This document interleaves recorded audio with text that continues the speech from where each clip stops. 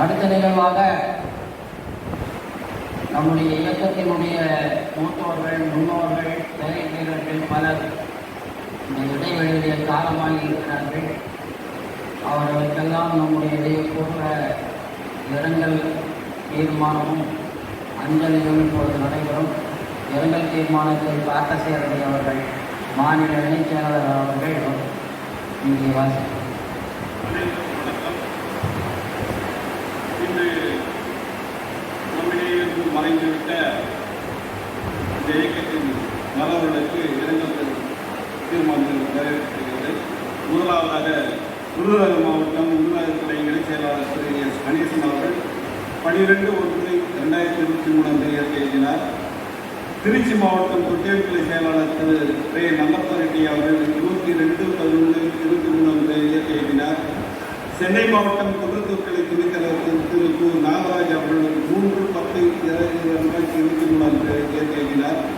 திருவண்ணாமலை மாவட்டம் ஆரணி கிளை செயற்குழு உறுப்பினர் ரேணு செட்டி அவர்கள் 31/12/23 இயற்கை எழுதினார். நாமக்கல் மாவட்டம் பரமத்தை வேலூர் கிளை துணைத் தலைவர் திரு எஸ் தியாகராஜன் அவர்கள் 1/1/24 இயற்கை எழுதினார். திருவண்ணாமலை மாவட்டம் சேத்துப்பட்டு கிளை தலைவர் திரு பி கோவிந்தன் அவர்கள் 14/1/24 இயற்கை எழுதினார். திருநெல்வேலி மாவட்டம் சேர்மாதேவி கிளை தலைவர் திரு இ சுப்பிரமணியம் அவர்கள் 5/2/24 இயற்கை எழுதினார். கன்னியாகுமரி மாவட்டம் முன்னாள் தலைவர் திரு பி எஸ் சங்கர குருநாதன் அவர்கள் 21/2/2024 இயற்கை எழுதினார். காஞ்சிபுரம் மாவட்ட தலைவர் திரு கோவிந்தசாமி அவர்கள் 21/1/24 இயற்கை எழுதினார். திருப்பூர் மாவட்டம் உடுமலைப்பேட்டை கிளை செயற்குழு உறுப்பினர் திரு எஸ் ராஜமாணிக்கம் அவர்கள் 18/11/23 இயற்கை எழுதினார். திருப்பூர் மாவட்டம் உடுமலைப்பேட்டை கிளை செயற்குழு உறுப்பினர் திரு பி காளியப்பன் அவர்கள் 23/1/24 இயற்கை எழுதினார். தென்காசி மாவட்டம் வடகரை கிளை தலைவர் திரு ஏ சண்முகவேல் அவர்கள் 18/1/24 இயற்கை எழுதினார்.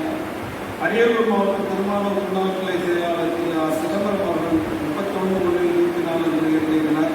திருவண்ணாமலை மாவட்டம் புதுப்பாளையம் கிளை தலைவர் திரு கணேசன் அவர்கள் 24/2/24 இயற்கை எழுதினார். மதுரை மாவட்ட பிரச்சார செயலாளர் திரு பார்த்தசாரதி அவர்கள் 22/4/24 இயற்கை எழுதினார். நாமக்கல் மாவட்டம் திருச்செங்கோடு கிளை தலைவர் திரு வி கந்தசாமி அவர்கள் 24/24 இயற்கை எழுதினார். செங்கல்பட்டு மாவட்டம் திருப்பூர் கிளை தலைவர் திரு விஜயன் அவர்கள் 20/1/24 இயற்கை எழுதினார். சென்னை மாவட்டம் வேளச்சேரி கிளை தலைவர் திரு கதி சோலையப்பன் அவர்கள் 8/3/24 இயற்கை எழுதினார். திருவள்ளூர் மாவட்டம் ஈக்காடு கிளை முன்னாள் கிளை தலைவர் திரு ஆர் சடகோவன் அவர்கள் 31/3/24 இயற்கை எழுதினார். செங்கல்பட்டு மாவட்டம் மல்லாதர் கிளை முன்னாள் தலைவர் திரு ஞானையா அவர்கள் 12/4/24 இயற்கை எழுதினார். திருச்சி மாவட்டம் கே நகர் கிளை செயலாளர் திரு ரா வெங்கடேசலம் அவர்கள் 21/5/24 இயற்கை எழுதினார்.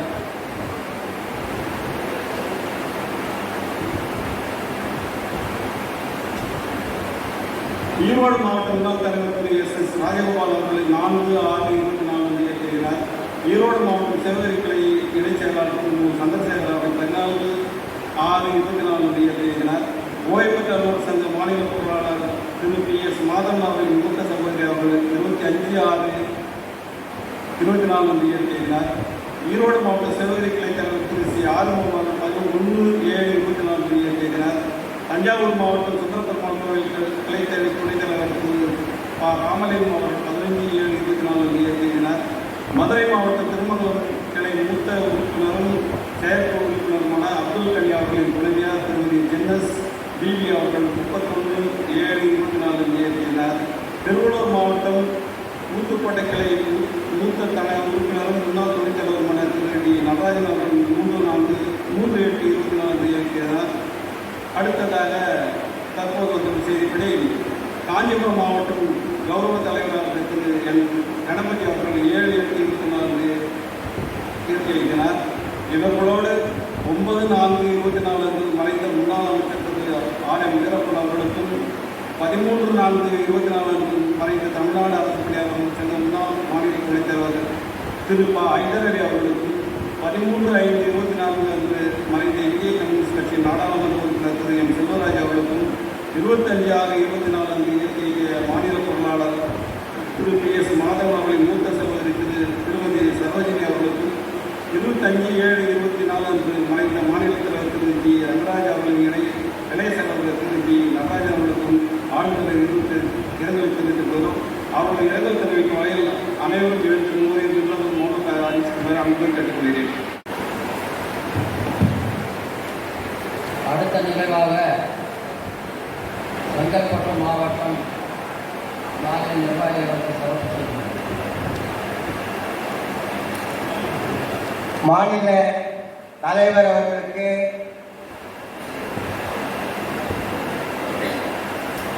செங்கல்பட்டு மாவட்டத்தின் சார்பாக சிறப்பு செய்து வரவேற்கப்படுகிறது.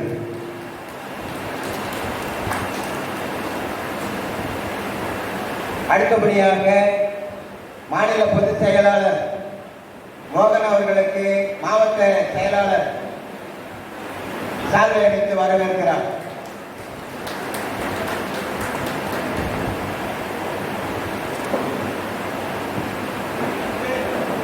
மாநில பொருளாளருக்கு மாவட்ட பொருளாளர் திரு வாசன் அவர்கள் கொண்டாட இருப்பார்.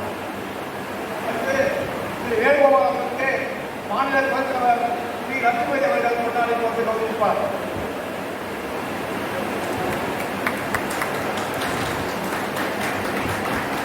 அடுத்து இந்திமேற்கான மாநில துணைத்தலைவர்களுக்கு ஸ்ரீ நாராயணன் அவர்கள் கொண்டாடி கொண்டிருப்பார்.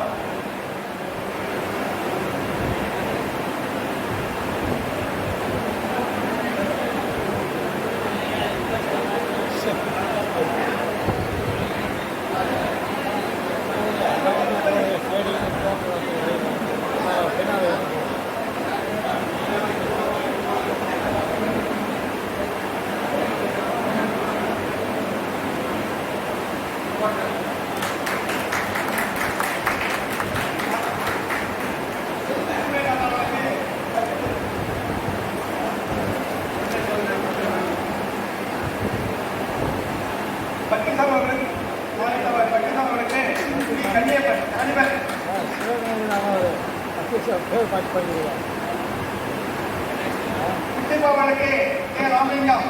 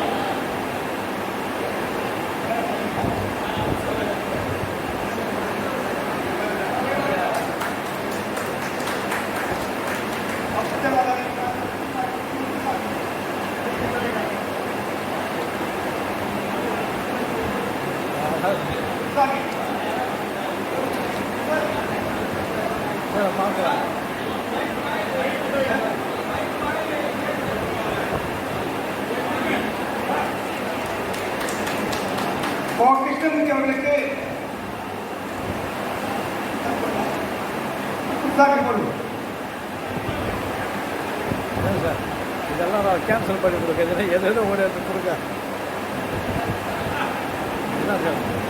ஐயன்பிள்ளை அவர்களுக்கு என் சுப்பிரமணியன்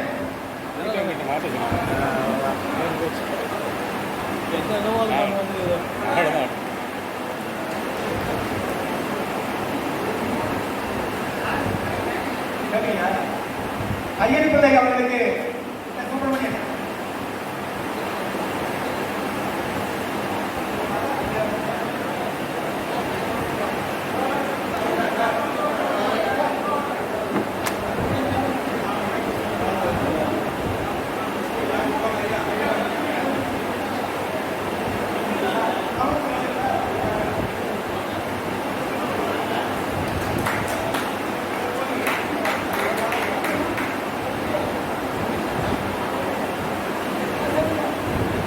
அடுத்ததாக திருவள்ளூர் மாவட்ட சார்பில் திருச்சி வெள்ளி விழாவை சிறப்பாக கொண்டாடிய மாநில நிர்வாகிகளுக்கு திருவள்ளூர் மாவட்ட சார்பாக கொண்டாடி அறிவிக்கப்படுகிறது.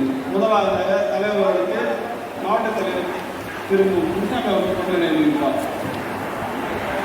திருவள்ளூர் மாவட்டத்தில் மாணவர்கள் துணைத் தலைவர்கள் திருவேந்தர் அவர்களே, வேலூர் அவர்களே, வக்கீல்சாமி அவர்களே, பிரச்சார செயலாளர் செல்வராஜ் அவர்களே, துணைச் செயலாளர்கள் பார்த்தசாரதி அவர்களே, அப்பு சிவராஜ் அவர்களே,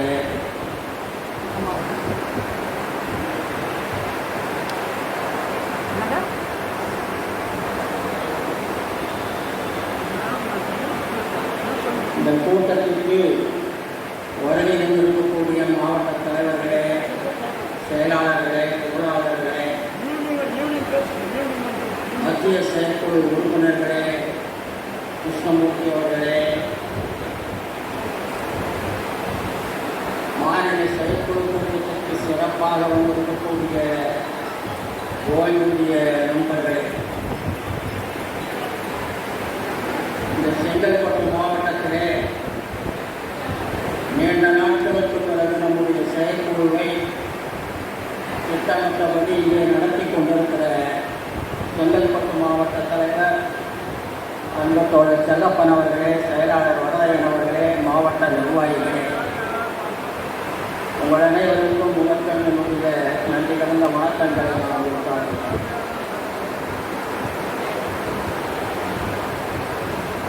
எழுச்சி மிக்க ஒரு மாநில மாநாட்டை நடத்தி முடித்துவிட்டு ஓய்வு பெற்ற அலுவலர் சங்கம்தான் ஓய்வூதியர்களின் நலன் காக்கும் ஒரே சங்கம் என்பதை இந்த நாட்டிற்கு பறைசாற்றிவிட்டு எங்களுக்கு நிகர் செயல்பாட்டிலும் கோரிக்கைகளை முன்வைப்பதிலும் ஜனநாயகத்தை பேணுவதிலும் வேறு எந்த சங்கமும் கிடையாது என்று மற்றவர்களுக்கு பறைசாற்றி அறைகூவல் விட்டுவிட்டு திருச்சி மாநகரிலே மாபெரும் மாநாட்டை வெற்றிகரமாக நடத்தி முடித்துவிட்டு இங்கே நாம் குழுமியிருக்கிறோம். அந்த மாநாடு வெற்றிகரமான மாநாடாக, சிறப்பானதொரு மாநாடாக அமைய உங்களுடைய ஒத்துழைப்பெல்லாம் மிக மிக மிக முக்கியமானதாகும். அது நிதியாக இருந்தாலும் சரி,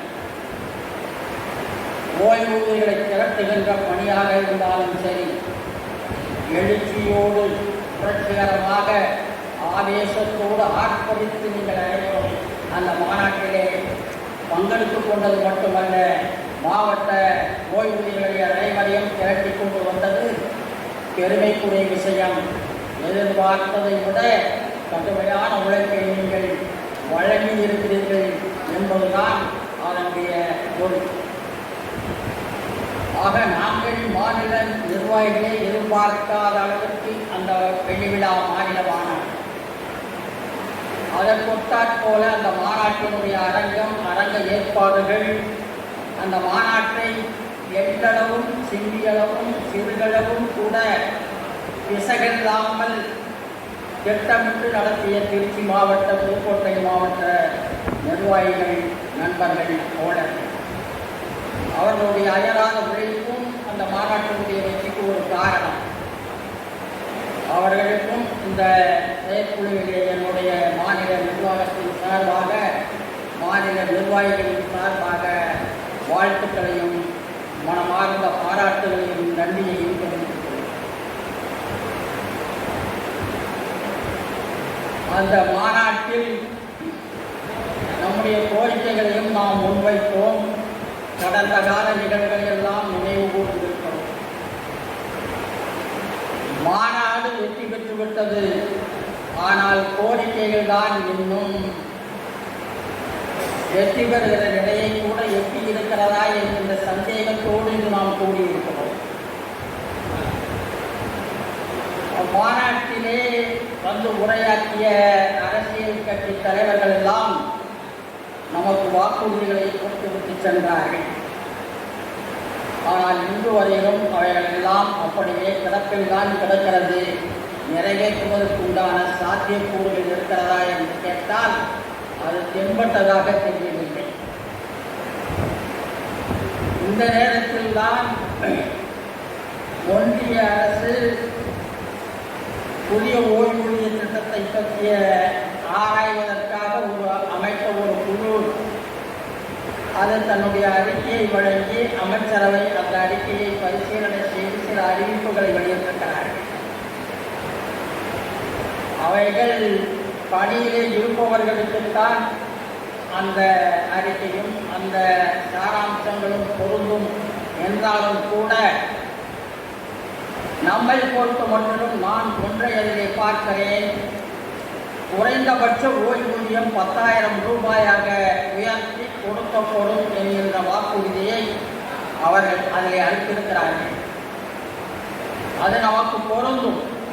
நம்முடைய இயக்கத்திலும் சரி, குறிப்பாக ஓய்வூதியர்கள், தமிழ்நாட்டிலே இருக்கக்கூடிய ஓய்வூதியர்களில் பெரும்பாலும் இருக்கிற குடும்ப ஓய்வூதியர்கள் அந்த குறைந்தபட்ச ஓய்வூதியத்தால் பயன்படுவார்கள்.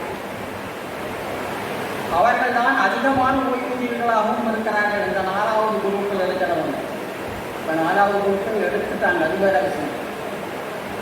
ஆக அது ஒரு நல்ல அம்சமாக நான் பார்க்கிறேன்.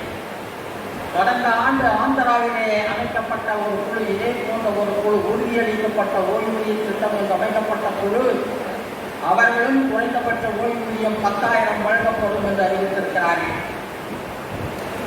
ஆக அது ஒரு முன்னேற்றமான சாதகமான ஒரு அம்சம். இருந்தாலும் மற்ற ஓய்வூதியங்களை எல்லாம் பொறுத்தமட்டிலும் அதில் சில நல்ல அம்சங்களும் இருக்கின்றன, சில கேள்விக்குறியான அம்சங்களும் இருக்கின்றன.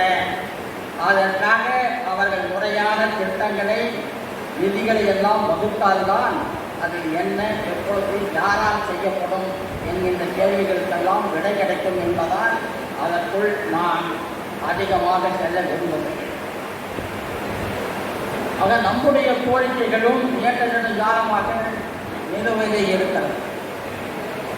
வெற்றிகரமான ஒரு மாநாட்டை முடித்து போர்க்களத்திற்கு நாம் தயாராக இருக்கிறோம் என்பதை நிரூபித்திருக்கிறோம். போர்க்களம் காண்பதற்கு முன்பாக நமக்கு சில அமைப்பு நிலை செயல்பாடுகள் இருக்கின்றன. அந்த செயல்பாடுகளை பற்றி முடிவெடுப்பதற்காகத்தான் நாம் இங்கே கூடியிருக்கிறோம். அது முடிந்ததற்கு பிறகுதான் நாம் போராட்ட களத்தை இறங்குவது சிறப்பாக இருக்கும், சரியாக இருக்கும் என்பதும் என்னுடைய கருத்து.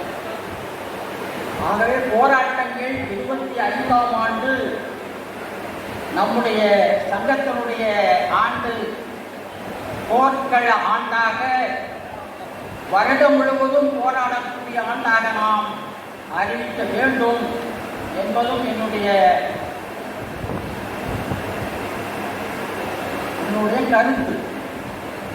அதற்கு முன்பாக இந்த சங்கத்தை இன்னும் அமைப்பு ரீதியாக வலுவுள்ளதாக உறுதிப்பாடோடு அமைக்க வேண்டும் என்பதோடு நம்முடைய அமைப்புக்குண்டான தேர்வுகள் எல்லாம் நடத்தப்பட வேண்டிய காரணமும் நெருங்கிவிட்ட காரணத்தால் அமைப்பு நிலையை உறுதி செய்துவிட்டு அடுத்த கட்டமாக போராட்ட களத்தை பற்றி நாம் முடிவுகள் செய்வது சிறப்பாக இருக்கும் என்று நான் கருதுகிறேன். அந்த அளவிலே இப்பொழுது நம்முடைய இந்த செயற்குழு சில முக்கியமான முடிவுகளை எல்லாம் இங்கே எடுக்க இருக்கிறது. பொதுச் செயலாளர் அவர்கள் தன்னுடைய அறிக்கையிலே, கருத்துரையிலே அதையெல்லாம் அவர்கள் தெளிவுபடுத்துவார்கள். அதன் மீது நல்ல விவாதங்களை, கருத்துக்களை தெரிவிங்கள். அந்த கருத்துக்களின் அடிப்படையில் நல்ல முடிவுகளை எடுத்து இன்றைய தினம் நாம் எல்லோரும் மகிழ்ச்சியோடு வீடு திரும்ப வேண்டும் என்று வேண்டி கேட்டுக்கொண்டு, அடுத்து நடக்கக்கூடிய பொதுக்குழு கூட்டமும் அந்த பொதுக்குழு கூட்டத்திற்கு நடைபெற இருக்கக்கூடிய தேர்தல்களும் சிறப்பாக ஒற்றுமையோடு ஒன்றுபட்டு நாம் அனைவரும் நடத்தி இந்த இயக்கத்தினுடைய மாண்பையும், இந்த இயக்கத்தினுடைய செல்வாக்கையும், இந்த இயக்கத்தினுடைய தனித்தன்மையையும் நாம் தூக்கி கொடுத்து நிலைநிறுத்தி காட்டுவோம், போராடுவோம், வெற்றி பெறுவோம், ஒன்றுபடுவோம், போராடுவோம் என்று கூறி தேவைப்பட்டால் முடிவுரையிலே என் கருத்துக்களை தெரிவிக்கிறேன் என்பதை தெரிவித்து விடைபெறுகிறேன். நன்றி, வணக்கம்.